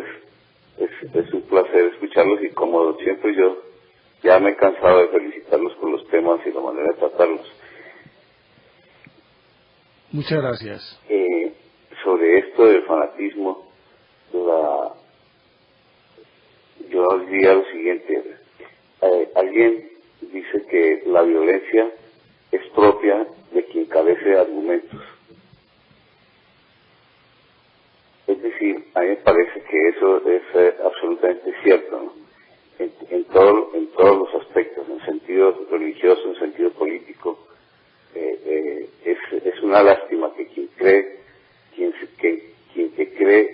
cree defender su verdad no sea capaz de hacerlo a través del diálogo, como decían ustedes, de la argumentación y la reargumentación, de la réplica, el derecho a la réplica, etcétera, porque deja muy en duda quien se quiere imponer por la fuerza de la convicción y de la racionalidad de lo que cree. Eso por una parte. Sobre la cuestión religiosa, pues a mí me parece que realmente hace mucho daño tragar entero, de la religión que sea. Y no hay que tenerle miedo a la razón. El mismo Pablo decía, tienen que dar razón de su fe. Entonces, la fe y la creencia debe ser una cosa que entra por la razón también. Porque si no, se expone uno a todas esas estupideces, excúsenme el término, que pueden llevar, como ustedes mismos lo acaban de decir, a la destrucción de la familia. Si uno lee en un pasaje bíblico que no abandona a su padre y a su madre no es digno de mí, en frase de Cristo, otras cuestiones, y no se pone a pensar detenidamente en eso, pues puede destruir la familia siguiendo a alguien que lo llena de cuentos la cabeza. Eso es absolutamente cierto. A mí me parece que deberían existir escuelas bíblicas donde se pueda no solamente escuchar a un predicador, sino preguntar y repreguntar hasta estar convencido de que se entiende lo que se cree. Se evitarían grandes problemas. Hay un texto de Juan Pablo II que se llama Razón y Fe, Fides Ratio. A mí yo se lo recomiendo a mucha gente, porque me parece que aborda de una manera extensa y supremamente metódica este problema de la razón y la fe en la religión, donde le da papel a la filosofía, donde, es decir, me parece una cosa supremamente argumental, que vale la pena leerlo, ¿no? Porque tampoco pues se trata de rechazar lo religioso por lo religioso. La religión es una cosa que es de religar, que es lo que mantiene unido a la criatura con su creador, etcétera. Bueno, pero entonces vale la pena llenarse de argumentos para saber creer realmente de manera racional. La otra cosa es que se está fomentando el diálogo interreligioso. Muchas veces más son las cosas que unen a las personas que las que las separan. Y eso no lleva a guerra ni a nada, sino a que se busque la verdad, que yo, con todo respeto, pero yo sí creo que existen verdades absolutas. No todos son verdades relativas, no todo es lo que yo creo y lo que usted debe creer y lo que el otro cree. Es respetable lo que cada quien cree, pero que haya verdades absolutas, sí, porque si no, tendríamos que decir que hay círculos que no son redondos, o que se puede ser y no ser al mismo tiempo, etcétera, lo que sea. Pero la cuestión es la búsqueda de la verdad a través del diálogo. Pues esto era lo que quería decir, y me parece que el programa está muy bien llevado, y ojalá se llevaran a cabo ese tipo de reuniones donde cada uno exponga su razón, lo cual tendría que preguntar en unidad en vez de división. Muchísimas gracias, muy amables. A usted, doctor Terreros, muchísimas gracias y bienvenido siempre, muy amable. Tenemos desde Enciso, don Jorge Rodríguez. Buenos días, maestros. Bienvenido, Jorge. Muy buenos días, maestros. Con todo el respeto, pues, para el tema de hoy, yo pienso que el fanatismo está suscitado también por el poder. Pero hay una frase muy bella que dice que el poder corrompe. Y la cuestión es que un líder jamás tiene la palabra. ¿Por qué? Porque al querer tanto poder, se da cuenta uno de las verdaderas preferencias del supuesto líder. Hay que hablar también de una parte importante que nos lleva de pronto a la intolerancia también de ese tipo de creencias. Puede que hayan verdades absolutas, puede que no, pero debido a estas dudas y a estas variables se han descubierto innumerables cosas beneficiosas para la humanidad como negativas al mismo tiempo. Ahora ustedes mencionaban ese caso de aquel problema que hubo por allá del tiempo de las cruzadas. Entonces se vio que era un fanatismo que buscaba realmente enriquecer a la religión, no tanto al bien común al hombre, pero también salieron hombres que de esos problemas, de esas cuestiones, formaron grandes circunstancias para la humanidad. Entonces es de hecho importante afirmar que una verdad siempre va sujeta de una mentira, porque no todo el mundo puede tragar entero, ya que si tragamos entero, la cuestión es que a qué tipo de cosas nos va a llevar. Hay que mirar ejemplos pasados y hay que mirar de tantos temas que han hablado ustedes, sacar esas cosas provechosas que nos puede llevar el fanatismo. No tanto ese fanatismo religioso, porque no es bueno culpar de toda la religión, sino también el fanatismo político y también el fanatismo que tenemos ahora en el medio, de los que somos partícipes nosotros los jóvenes y de pronto los educadores, que somos víctimas de ese tipo de psicología, como lo mencionaba ahora el profesor Juan, de ese tipo de medios, o mejor dicho, digámoslo, de ese tipo de manipulación publicitaria que estamos siendo bombardeados, que no permiten de pronto que el joven de ahora en día tenga una actitud más objetiva referente a lo que ve o a lo que está estudiando en estos momentos, y que se pega de ciertas cosas que en realidad no son beneficiosas o que por el momento ni siquiera puede indagar por sí mismo, sino que se pauta de un semidios. Muchas gracias, feliz día. Muchísimas gracias a usted, don Jorge Rodríguez desde Enciso. Tenemos líneas disponibles. Quien desee puede marcar nuestros números en este momento. Recuerden 381-5454 para llamadas desde el área metropolitana de Medellín, 851-1170 para llamadas de fuera del área metropolitana de Medellín, y la línea gratuita nacional 018-051-5015. Saludamos a Martín, que nos llama desde Bogotá. Martín, buenos días. Martín. Aló, Martín, desde Bogotá. Martín.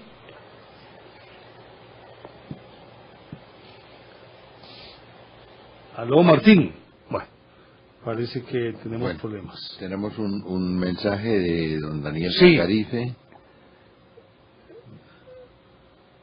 A ver, adelante, Juan. ¿Cómo? Un mensaje de Daniel Tangarife. Nos dice: señor profesor don Néstor Armando Alzate, Juan Manuel Serna, un cordial saludo. Conozco una señora que cuando sus hijos cometen alguna travesura o cometen alguna falla, los reprende y les pega diciendo que es el nombre del Señor. Y para colmo de esto viene acompañado de vulgaridades. Entonces, para estos niños en el futuro podrá existir el Dios castigador y además vulgar en el que cree su madre. Muy interesante. Así el fanatismo es el fiel reflejo de las personas que no tienen por qué vivir. Muchas gracias, bueno, felicitaciones. Gracias, don Daniel, muy amable. Don Martínez en Bogotá, bienvenido. Sí, Martín. Aló.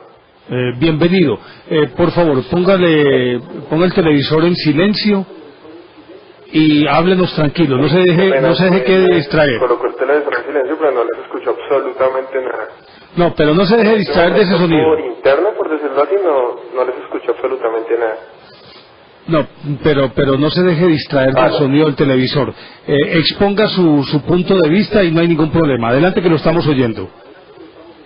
Ok, bueno, una de las cosas que uno, o sea, bueno, teniendo en cuenta el tema que ustedes están hablando hoy, el fanatismo de verdad se en absolutamente todo. Claro que los dos, digamos así, las dos partes que pues, son más afectadas son lo que es la política y la religión, ¿no? No sé si es porque tal vez llega como tan directo al pueblo, independientemente pues de cómo se maneje, de la clase social o de la parte intelectual, de la parte espiritual, digámoslo así, son de las dos cosas que más le llegan al pueblo.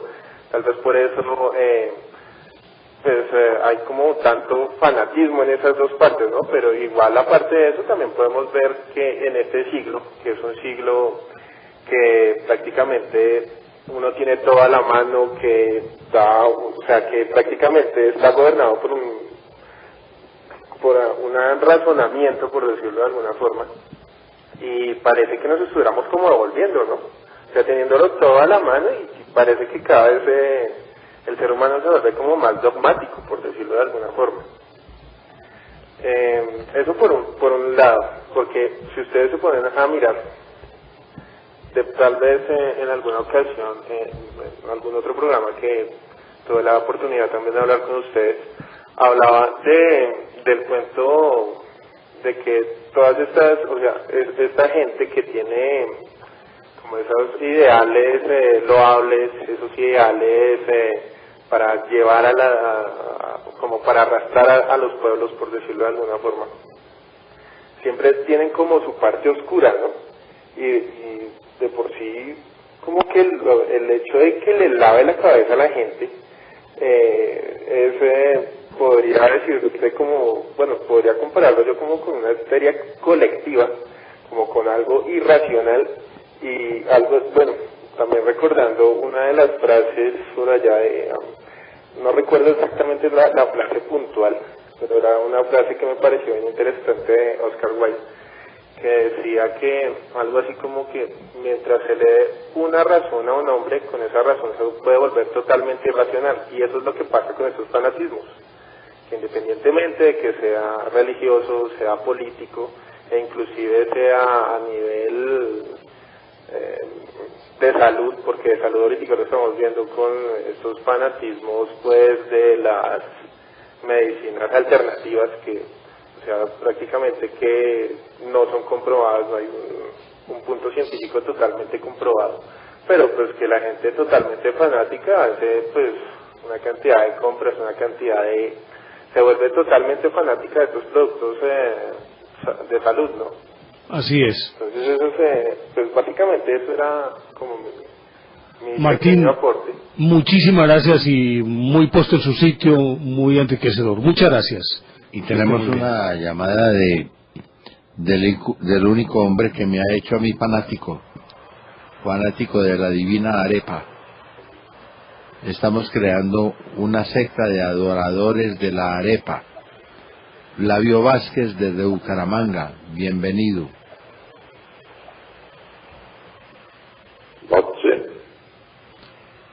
Sí, Flavio. Buenos días. Buenos días, Julio. Espero que sí, porque he confirmado que ustedes son fanáticos. Y no tienen oportunidad cuando yo hablo para echarme vaina, ¿no? Pero bueno. No pierde la oportunidad. Oye, el fanatismo es muy peligroso. Miren cómo han llegado estas barras bravas de los equipos de fútbol a llegar a los extremos en que están llegando. Ya, pues, es casi que prohibido ir a un estadio de fútbol en Colombia y en el mundo entero. También, pero hoy no quiero hablar de eso, sino que me han estado llamando personas que quieren ir a Barranquilla al encuentro de Mamá Nancy, y como a mí me queda muy difícil desde Bucaramanga ponerlos, organizarlos. Entonces anoche me llamó Piedad. Piedad es conocida como Pío. Sí, Y señor. Pío me dio un número de celular para que se comuniquen con ella los que quieran ir, y es el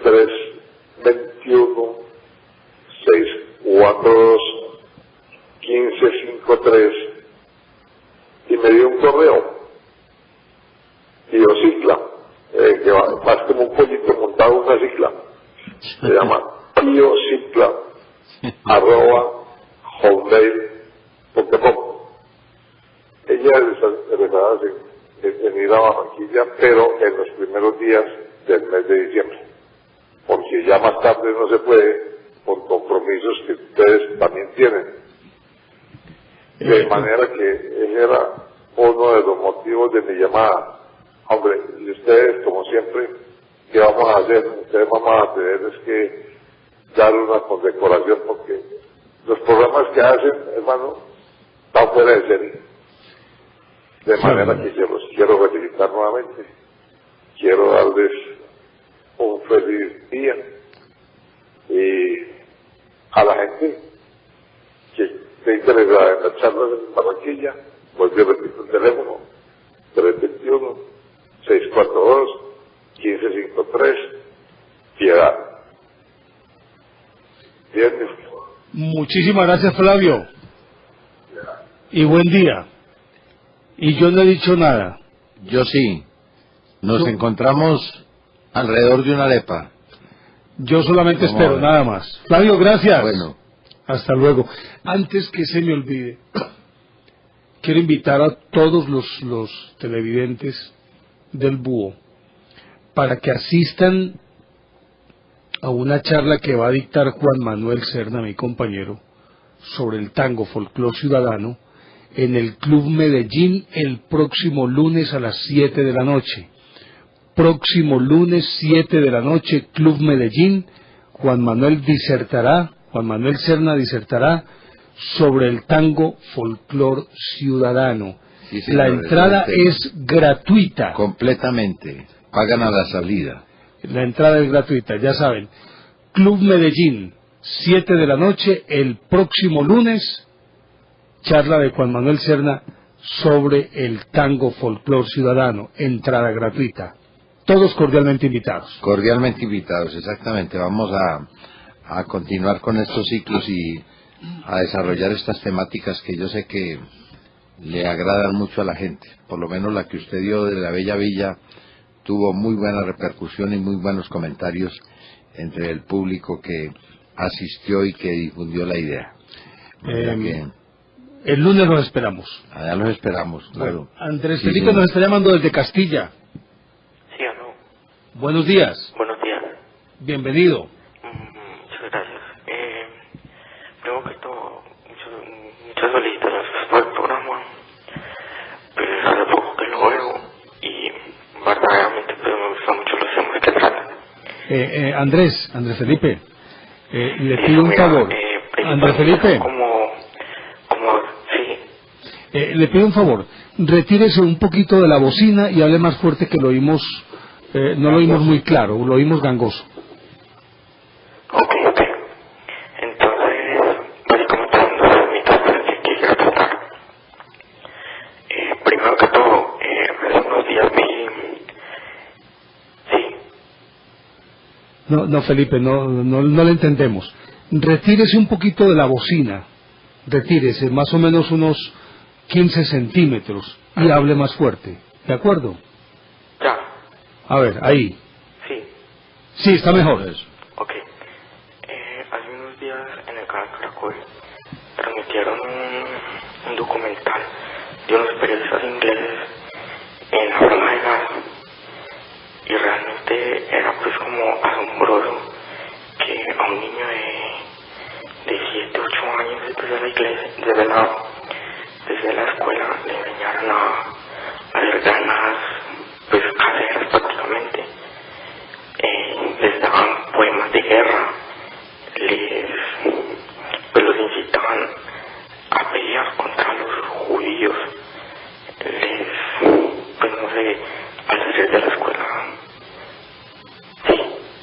Sí. Al salir de la escuela les iban a tirarle piedras a unas excavadoras.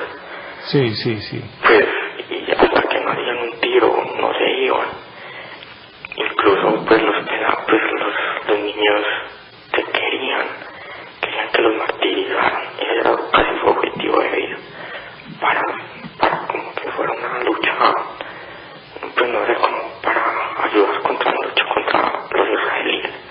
Sí. Pues eso me parece como, no sé, un fanatismo extremo, pues, no sé. Y otra cosa, pues, para que no nos vayamos muy lejos, las cosas que vimos aquí con la violencia en los estadios, que, pues, regalar tu vida por lo que jueguen unos deportistas en el campo, pues, y llegar a pelear, a dañar todo a su alrededor, solo porque un equipo gana o pierda. Eso me parece algo muy estúpido. Y listo, eso es todo. Muchas felicitaciones por el programa y muchas gracias. A usted muchísimas gracias. Sí, también vi el documental, lo he visto varias veces, los que preparan a los niños palestinos para convertirse en mártires de la yihad. Sí, señor. Y es terrible, pero es decir, lo que es terrible es que sea de ambos bandos, que utilicen a los niños como carne de cañón. Exacto. Y que el niño es muy fácil de alienar, supremamente fácil de llenarle la cabeza de ideas que, sin entenderlas él, se apega a ellas como si fueran un dogma.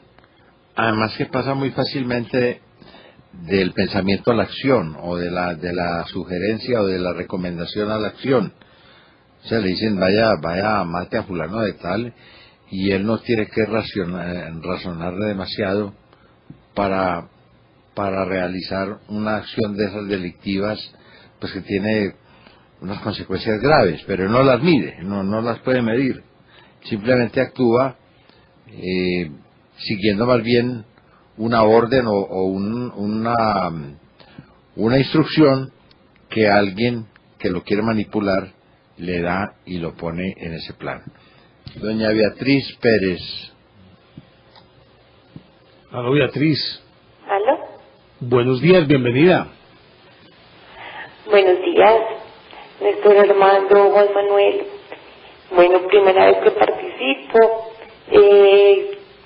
Por ustedes he conocido gentecita, a David, a Juan Giraldo.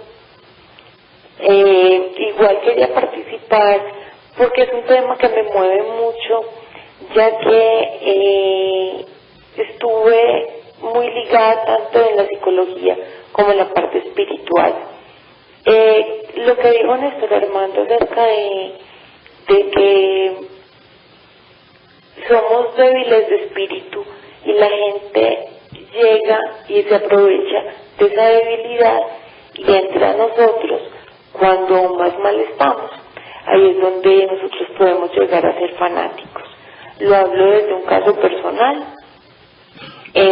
Fue muy difícil para mí salir de eso, pero igual pienso que estoy dando testimonio de vida y estoy tratando de colaborarle a la gente. Es caer en X religión, en X fanatismo, sea de ídolos, de cualquier cosa que pueda haber.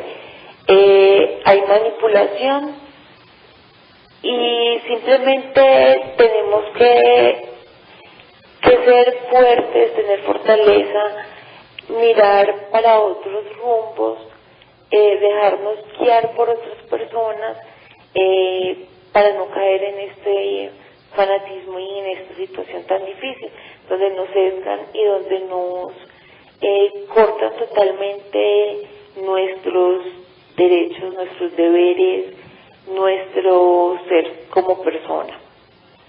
Eso era lo que quería participar. Beatriz, muchísimas gracias por su llamada y por su aporte, y muy puesto en su sitio, y es cierto. En el momento de mayor debilidad emocional del ser humano, aparece alguien que sabe manipular y simplemente lo aliena. Gracias, Beatriz, que esté muy bien. Exactamente. Que estén muy bien, muchas gracias y felicitaciones. Buenos días.